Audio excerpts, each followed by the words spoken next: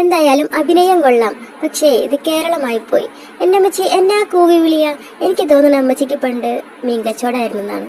അല്ല, ഊളത്തരം കാണിച്ചതും പോരാ, എന്തിനാ മുസ്ലിങ്ങളെ വലിച്ചെടുക്കുന്നത്? നിങ്ങളൊന്ന് കണ്ടു നോക്ക്.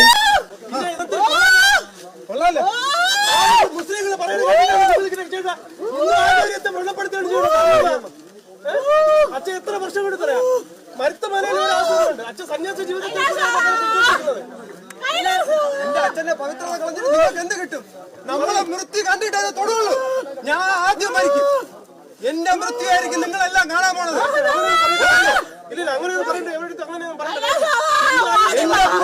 എന്റെ പ്രാണൻ പോയിട്ട് ആദ്യം സമാധി നിങ്ങളെല്ലാം പഠിച്ചിട്ട് വരും. ആദ്യം ഈ മുസ്ലിം തീവ്രവാദികളാണ് സത്യ തീവ്രവാദികളാണ്. അവരാണ് ഏറ്റവും കൂടുതൽ പ്രശ്നത്തിൽ. എന്റെ പ്രാണനെ ഹത്യ ചെയ്തിട്ട് മാത്രമേ അതോടെ ഓർത്തോണ്ട് നാട്ടുകാരെ വാക്യം കേട്ടുകൊണ്ട്